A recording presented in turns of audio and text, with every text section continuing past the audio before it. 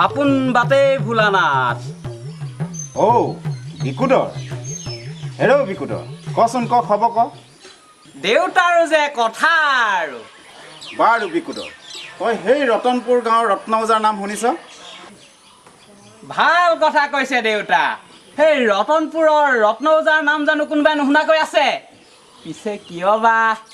আমাৰ এই বকুলিয়ে জানো নহয়, আমাৰ এই বকুলি আইদেৱে সেই ৰত্ন ওজাৰ ওচৰত মানে কিবা শিকিব বিচাৰিছে, মানে হাইদাং হুঁচৰি বহুৱা। হেৰৌ মূৰ্খ, সেইবোৰ পুৰুষ মানুহৰহে নাচ।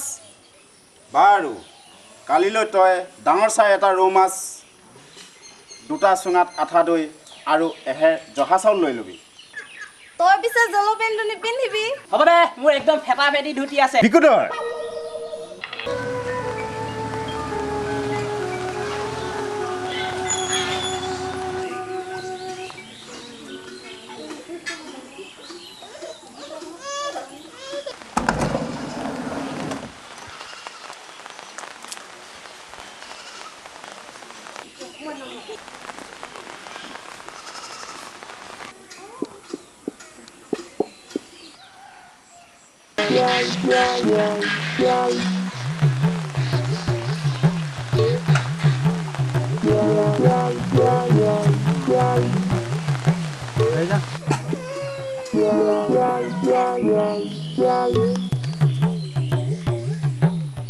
আহক চাহ দিছো।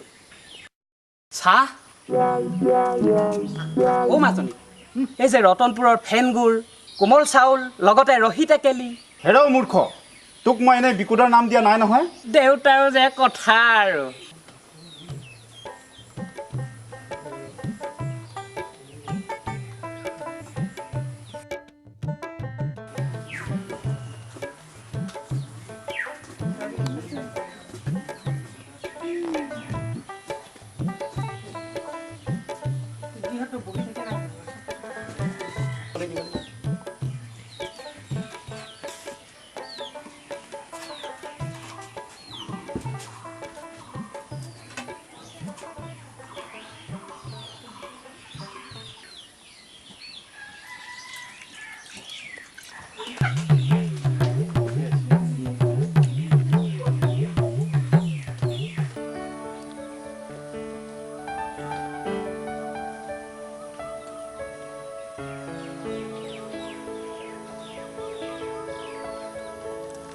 বকুলি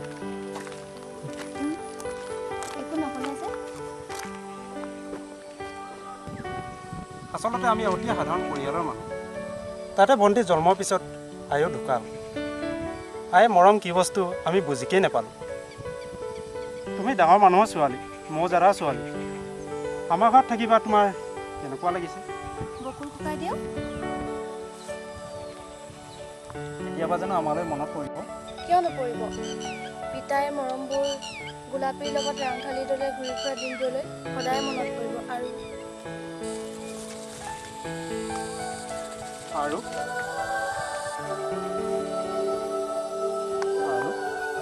আৰু তোমাৰ জানো পাহৰিব পাৰিম?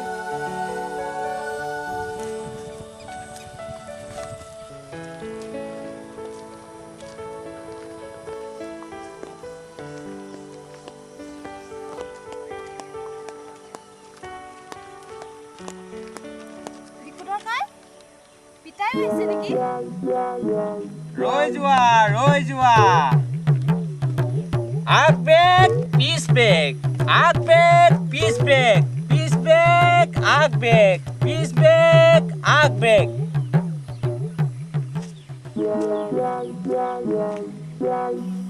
ৰৈ যোৱা, অলপ লাহে লাহে। কিহে ডেকা ল'ৰা? ভাল ভাল। ভাল বুলিলেই নহ'ব, আচল ভাল বুলি কোৱা। মানে মোৰ দৰে চুলি পকাব নেলাগে। পিছে এইফালে কলৈ? গছ চোতালত হুঁচৰি উৰুৱাব। পিছে মোক নিনিয়া? বিকুদৰ কাই ব'লক। ব'লা।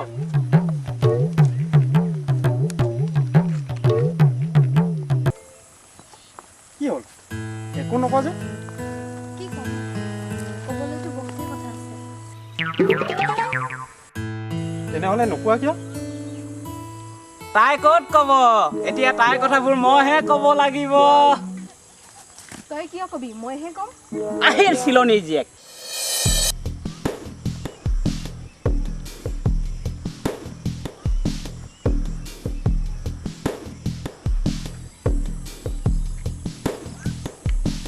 বকুল